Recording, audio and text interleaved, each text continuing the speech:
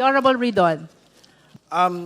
Na-deliberate na po previously yung ilan po sa mga punto on due process and yung pong kawalan po ng ultimate facts, supposedly. Yan po yung posisyon ng answer ad cautelam ng atin pong pangalawang Pangulo. Hindi ko na po yun uulitin dahil clearly no due process violations had been done against the Vice President. This is precisely her opportunity through this answer to undertake all of these due process mechanisms. Pero she did not avail of it and had in fact submitted what we deem as a non-answer.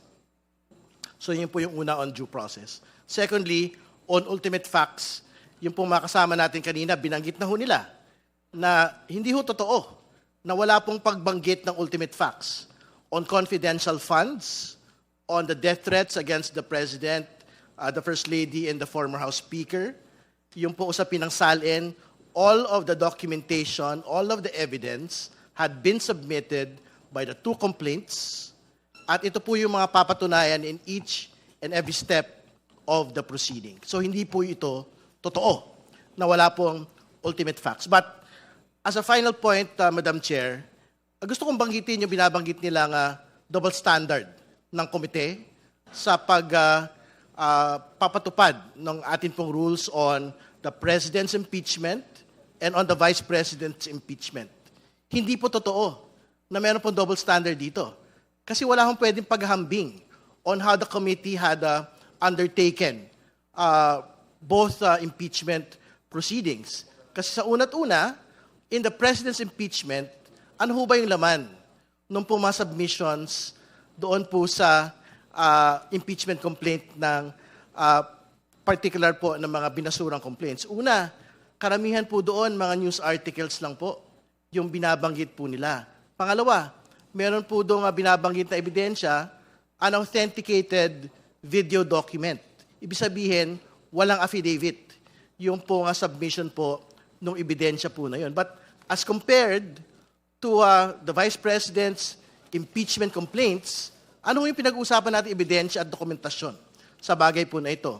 Una, COA reports relating to the misuse of confidential funds, notice of disallowance, ordering the Office of the Vice President to return ito pong at least 70 million in a supposed misuse of confidential funds. Second, yung pong video documentation of the press conference of the Vice President, kung saan siya po ay nagbanta laban sa Pangulo, First Lady, at dating House Speaker.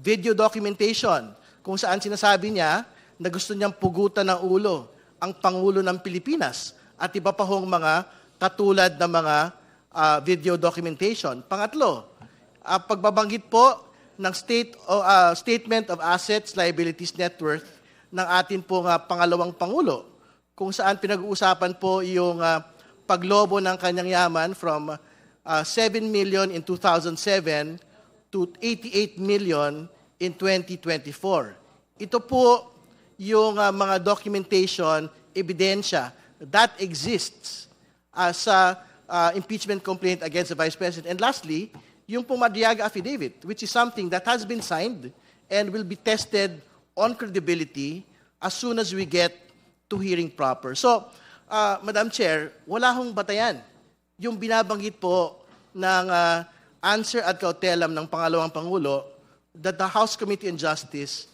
had implemented two standards on the President's impeachment and on the Vice President's impeachment. Malinaw po yung standard dito. The standard is based on our rules, on our constitutional mandate, and on the principle of due process and fairness. So, tingin ko, the committee should proceed with the determination of sufficiency in grounds, and we have to be able to vote on it today, Madam Chair, and move forward. Maraming salamat po. Thank you. Any other member who wish to manifest on the fourth impeachment complaint? The Honorable Marcoleta. Madam Chair, also, again, a manifestation for clarification with the indulgence of the Chair. Akin pong hinihiling ang clarification ng committee kaugnay ng aplikasyon ng Section 7 ng ating rules on impeachment, particular kung kailan eksaktong nagta-transition ng komite mula sa determinasyon of sufficiency in grounds patungo sa conduct of hearings at reception of evidence.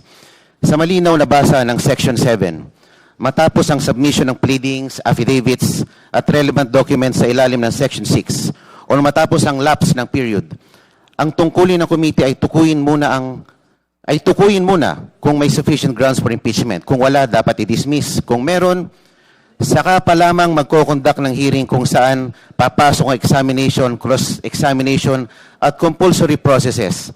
Kaya nais ko lamang malinawan, Madam Chair, kung ang mga tinatalakay at tinatanggap na materyales at references sa puntong ito ay para na ba sa determination of sufficiency in grounds o tayo ba ay de facto na nasa hearing stage na dapat ay nangyayari lamang pagkatapos ng ganong determinasyon.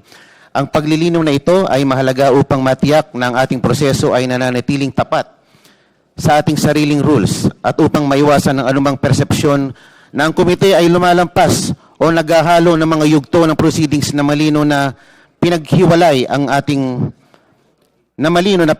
ng ating rules on impeachment. Maraming salamat po, Madam Chair. To reiterate, Honorable Marcoleta, the Chair has been stating that we are on the third step. That is the determination of sufficiency in ground. So all these proceedings are towards determining whether or not sufficient ground exists to be able to proceed to this impeachment proceeding.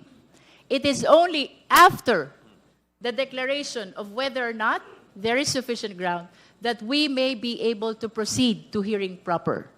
During the hearing proper, both the complainant and the respondent will be given opportunity to present their witnesses and their evidence.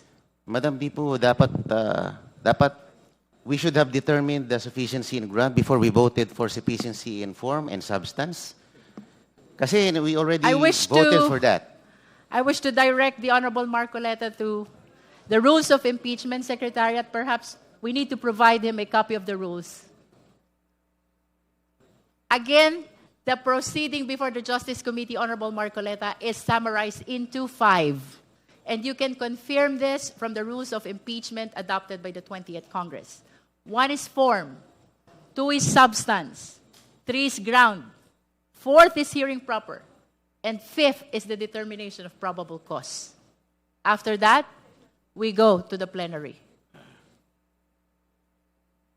Kindly look into the copy of the rules of impeachment, because everything that I am saying is strictly consistent with the provision of the rules. I will go check, Madam Chair. Thank you. Madam Chair, I encourage all members, even non-members, no, na sana po basahin po natin yung rules para hindi po tayo nalilito at nang sa ganun po ay maiwasan po natin yung mga tanong na maliwanag naman po sa ating rules, na nakasaad sa rules. Maraming salamat po, Madam Chair.